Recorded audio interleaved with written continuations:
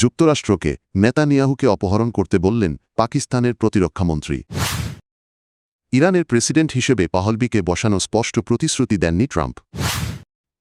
Modi Trump ফোনালাপের অভাবেই ভেস্তে গেল ভারত যুক্তরাষ্ট্র বাণিজ্য চুক্তি, যে কারণে আমদানির ওপর চটেছে ভারত। কলম্বিয়ায় যুক্তরাষ্ট্রের সামরিক পদক্ষেপের হুমকি রয়েছে পেত্রো। পাকিস্তানের প্রতিরক্ষামন্ত্রী খাজা আসিফ ইসরায়েলি প্রধানমন্ত্রী বেনিয়ামিন নেতানিয়াহুকে অপহরণের আহ্বান জানিয়েছেন যুক্তরাষ্ট্রের প্রতি। এক টেলিভিশন সাক্ষাৎকারে তিনি নেতানিয়াহুকে মানবতার বিরুদ্ধে সবচেয়ে ভয়াবহ অপরাধের সঙ্গে জড়িত বলে মন্তব্য করেন। খাজা আসিফ বলেন, গাজায় যা ঘটছে তার নজির ইতিহাসে নেই। ভেনেজুয়েলার প্রেসিডেন্ট নিকোলাস মাদুরোকে যেভাবে সরিয়ে নেওয়া হয়েছে সেই উদাহরণ টেনে তিনি বলেন, যুক্তরাষ্ট্র যদি সত্যিই মানবাধিকারে বিশ্বাস করে তবে নেতানিয়াহুর ক্ষেত্রেও একই পদক্ষেপ নেওয়া উচিত। তিনি আরও দাবি করেন তুরস্ক চাইলে এমন উদ্যোগ নিতে পারে। সাক্ষাৎকারে তিনি নেতানিয়াহুর সমর্থকদের জবাবদিহির বিষয়েও প্রশ্ন তোলেন। এ সময় উপস্থাপক পরিস্থিতির সংবেদনশীলতা বিবেচনায় অনুষ্ঠান সাময়িক বিরতিতে নেন। এদিকে এই বক্তব্যের মধ্যেই ভারতে নিযুক্ত ইসরায়েলি রাষ্ট্রদূত গাজায় কোনো আন্তর্জাতিক স্থিতিশীলতা বাহিনীতে পাকিস্তানের সেনা অংশগ্রহণের প্রস্তাব সরাসরি নাকচ করেছেন। উল্লেখ্য, পাকিস্তান কখনোই ইসরায়েলকে রাষ্ট্র হিসেবে স্বীকৃতি দেয়নি এবং ফিলিস্তিন ইস্যুতে বরাবরই কঠোর অবস্থান বজায় রেখেছে। ইরানে চলমান সরকার বিরোধী আন্দোলনের মধ্যেও নির্বাসিত ক্রাউন প্রিন্স রেজা পাহলভিকে দেশটির পরবর্তী নেতা হিসেবে এখনই সমর্থন দিচ্ছে না যুক্তরাষ্ট্র। মার্কিন প্রেসিডেন্ট ডোনাল্ড ট্রাম্প বলেছেন, রেজা পাহলভি একজন চমৎকার মানুষ, তবে বর্তমান পরিস্থিতিতে তাকে আগাম সমর্থন দেওয়া ঠিক হবে কি না সে বিষয়ে তিনি নিশ্চিত নন। মার্কিন পডকাস্টার হিউ হিউইটকে দেওয়া এক সাক্ষাৎকারে ট্রাম্প জানান, এখন পরিস্থিতি পর্যবেক্ষণ করাই যুক্তিযুক্ত। ট্রাম্পের ভাষায় ইরানের ভেতরের রাজনৈতিক প্রক্রিয়ায় শেষ পর্যন্ত কার উত্থান ঘটে তা দেখার জন্য অপেক্ষা করা উচিত। তাই এই মুহূর্তে কোনো নির্দিষ্ট ব্যক্তির পক্ষে অবস্থান নেওয়ার সিদ্ধান্ত নিচ্ছে না ওয়াশিংটন। উল্লেখ্য, ইরানে চলমান আন্দোলনের প্রেক্ষাপটে রেজা পাহলভি সম্প্রতি জনগণকে আন্দোলন জোরদার করার আহ্বান জানিয়েছেন এবং নিরাপত্তা বাহিনীকে জনগণের পাশে দাঁড়ানোর অনুরোধ করেছেন। তবে যুক্তরাষ্ট্র এখনই তাকে ইরানের ভবিষ্যৎ নেতা হিসেবে সামনে আনতে চাইছে না। সব মিলিয়ে ট্রাম্প প্রশাসনের অবস্থান স্পষ্ট, ইরানে পরিবর্তন হতে পারে, কিন্তু নেতৃত্ব কে নেবে সে সিদ্ধান্ত আপাতত সময়ের হাতেই ছেড়ে দিতে চায় যুক্তরাষ্ট্র।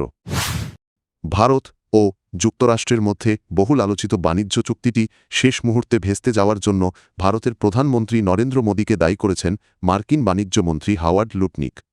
একটি জনপ্রিয় মার্কিন পডকাস্টে লুটনিক জানান, চুক্তির সব শর্ত ও কারিগরি আলোচনা সম্পন্ন হলেও শেষ ধাপে একটি বিষয় পূরণ হয়নি।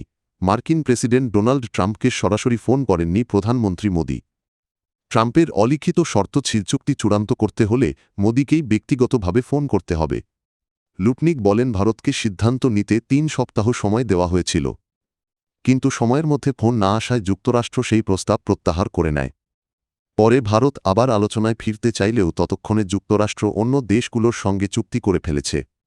তার ভাষায়, ট্রেন তখন স্টেশন ছেড়ে চলে গেছে। এরই মধ্যে যুক্তরাজ্য, ভিয়েতনাম, ইন্দোনেশিয়া ও ফিলিপাইন দ্রুত সিদ্ধান্ত নিয়ে যুক্তরাষ্ট্রের সঙ্গে বাণিজ্য চুক্তি সম্পন্ন করেছে। ভারতের দেরির কারণে ওয়াশিংটন এখন আরও কঠোর অবস্থানে। এর প্রভাব ইতোমধ্যে পড়তে শুরু করেছে ভারতের ওপর। যুক্তরাষ্ট্রের রপ্তানিকৃত কিছু ভারতীয় পণ্যের ওপর এখন ৫০% পর্যন্ত শুল্ক বসানো হয়েছে। পাশাপাশি রাশিয়া থেকে তেল কেনার কারণে ভবিষ্যতে ভারতের ওপর আরও বড় শুল্কের ঝুঁকি তৈরি হয়েছে। যুক্তরাষ্ট্রের নিউ ইয়র্ক সিটির মেয়র জোহরান মামদানি কারাবন্দী ভারতীয় সমাজকর্মী উমর খালিদ এর প্রতি সমর্থন জানিয়ে একটি চিঠি লেখার পর বিষয়টি নিয়ে কড়া প্রতিক্রিয়া দেখিয়েছে ভারত। চিঠির বিষয়টি প্রকাশ্যে আসার পর ভারতের পররাষ্ট্র মন্ত্রণালয় জানায়, বিদেশি জনপ্রতিনিধিদের অন্য দেশের বিচার ব্যবস্থার প্রতি সম্মান দেখানো উচিত। মন্ত্রণালয়ের মুখপাত্র রণধীর জয়সওয়াল বলেন, সরকারি পদে থেকে ব্যক্তিগত মত বা পক্ষপাত প্রকাশ করা অনুচিত এবং মামদানির উচিত ভারতের অভ্যন্তরীণ বিষয়ে মন্তব্য না করা। গত মাসে উমর খালিদের বাবা মায়ের সঙ্গে সাক্ষাৎ করে মামদানি হাতে লেখা ওই চিঠি দেন। সেখানে তিনি খালিদের প্রতি সংহতি প্রকাশ করেন এবং কারাবন্দী অবস্থায় সহনশীল থাকার বিষয়ে তার আগের বক্তব্যের প্রশংসা করেন। খালিদের বাবা সৈয়দ কাশিম রসুল ইলিয়াস জানান, গত ৯ ডিসেম্বর নিউ ইয়র্ক সিটির মেয়রের সঙ্গে প্রায় ২৫ মিনিট তার কথা হয়। সেই আলোচনায় মামদানি উমর খালিদের জামিন প্রয়োজন বলেও মত দেন। উল্লেখ্য, ২০২০ সালের দিল্লি দাঙ্গা মামলায় উমর খালিদ গত ৫ বছর ধরে কারাবন্দী। তার বিরুদ্ধে আনা ষড়যন্ত্রের অভিযোগ এখনও বিচারাধীন। ভারতের পক্ষ থেকে মামদানির এই অবস্থানকে বিচার বিভাগের স্বাধীনতায় হস্তক্ষেপ এবং রাজনৈতিক পক্ষপাত হিসেবেই দেখা হচ্ছে। কলম্বিয়ার প্রেসিডেন্ট গুস্তাভো পেত্রো বলেছেন, যুক্তরাষ্ট্রের পক্ষ থেকে কলম্বিয়ার বিরুদ্ধে সামরিক অভিযানের একটি বাস্তব হুমকি তিনি এখনও দেখছেন। বিবিসিকে দেওয়া সাক্ষাৎকারে পেত্রো অভিযোগ করেন, যুক্তরাষ্ট্র অন্য দেশগুলোকে স্বাধীন রাষ্ট্র হিসেবে নয় বরং নিজেদের সাম্রাজ্যের অংশ হিসেবে দেখছে। তার ভাষা এভাবে চলতে থাকলে যুক্তরাষ্ট্র বিশ্বকে শাসনের চেষ্টা করতে গিয়ে শেষ পর্যন্ত বিশ্ব থেকে বিচ্ছিন্ন হয়ে পড়বে। পেত্রো আরও বলেন, যুক্তরাষ্ট্রের অভিবাসন সংস্থা ইমিগ্রেশন অ্যান্ড কাস্টমস এনফোর্সমেন্ট আইসিই এর কিছু এজেন্টের আচরণ নাৎসি ব্রিগেডের মতো। ট্রাম্প প্রশাসন অভিবাসন দমন অভিযানের অংশ হিসেবে আইসিইর কার্যক্রম ব্যাপকভাবে জোরদার করেছে। এর আগে ভেনেজুয়েলায় হামলা ও প্রেসিডেন্ট নিকোলাস মাদুরোকে আটকের পর মার্কিন প্রেসিডেন্ট ডোনাল্ড ট্রাম্প বলেছিলেন, কলম্বিয়াকে লক্ষ্য করে সামরিক অভিযান চালানো বিষয়টি তার কাছে ভালো শোনাচ্ছে। তিনি একাধিকবার পেত্রোকেও সাবধান থাকতে বলেন।